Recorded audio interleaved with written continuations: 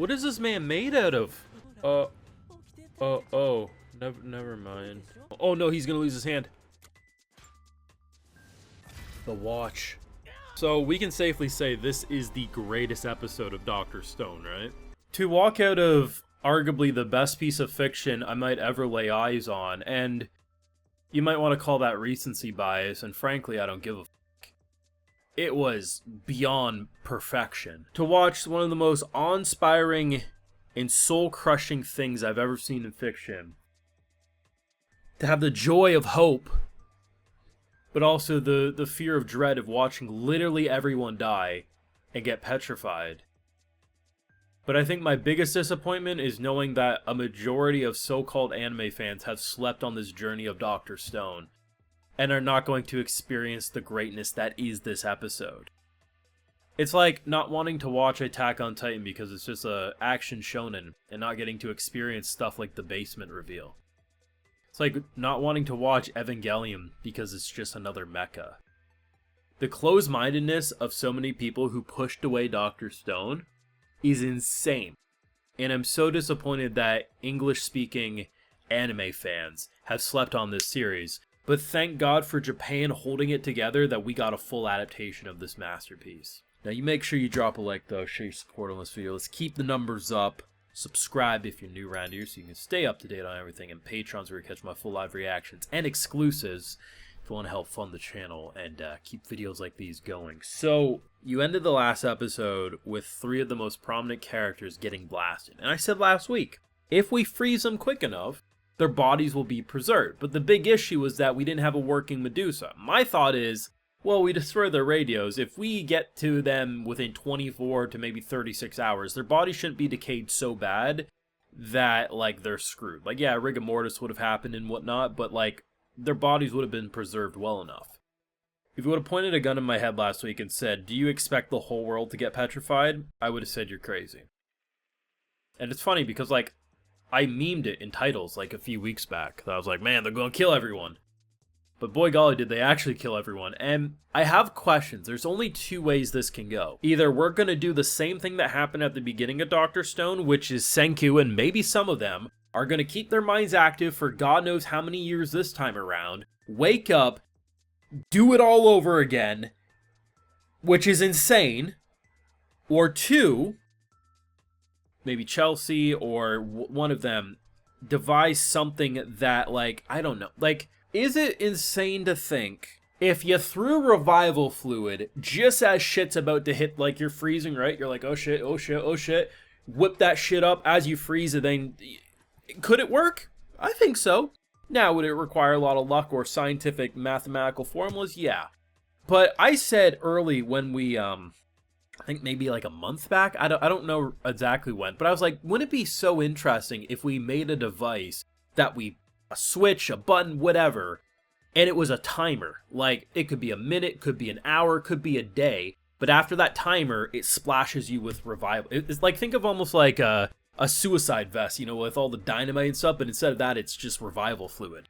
Now, did they make something like that? As far as I know, no, but man, push come to shove, who knows what they might have invented. I mean, the hand scene of getting it closed in and the transmitter is the most glorious thing, because when they talk about the fact that, okay, the whole thing was we destroy their radio to hopefully give us time. But then they're like, well, them destroying the radio means they're trying to buy time, so we'll just jump them now anyway.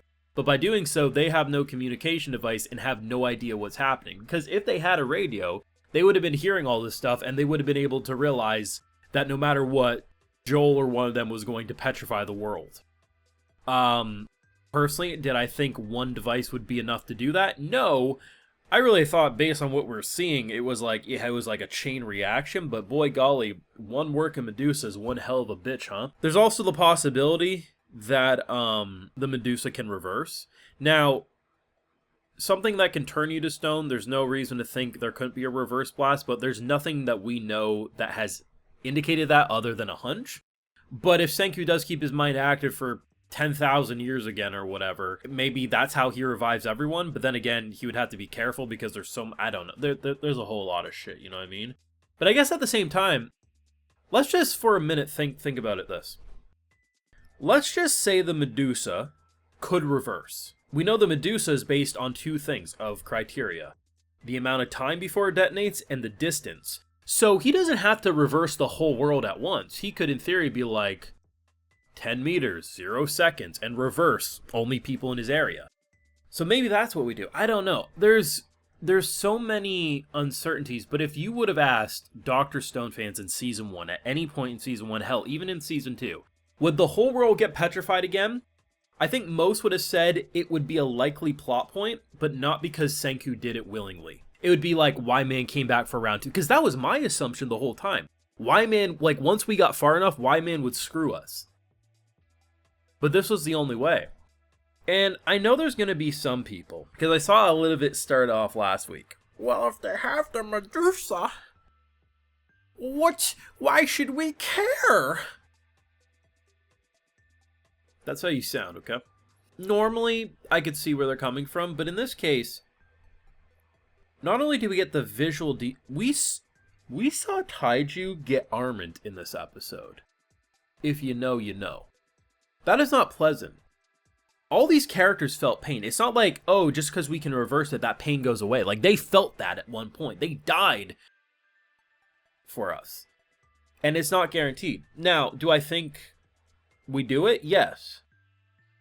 But watching this episode, I walked in thinking, okay, we've delayed them, we'll freeze them, everything's fine. And very quickly, after seeing everyone die, like one by one, I thought to myself, actually, maybe not. And that's the fun about this. And it's like, this show doesn't need to go the route where everyone dies.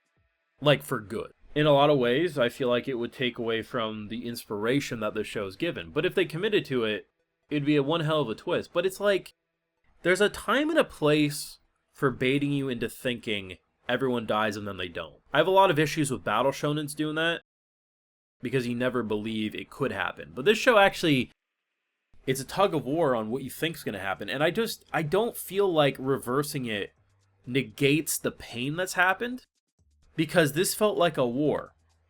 This felt like we were giving our all, and there was no guarantee we're coming back.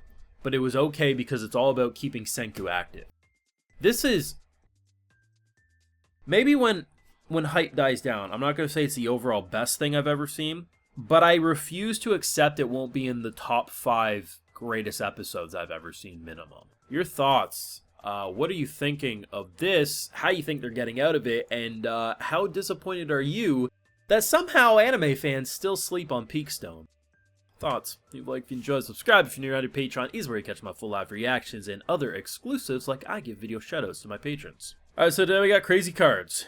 Drew Stern, Coom Snatcher, Chris Volue, Kevin Cav, Wendy, Thomas Kozes, John Menger, Echo 5257, and we also have Dustin Stacks. I appreciate the support, everyone. Please take care. You'll have a good one.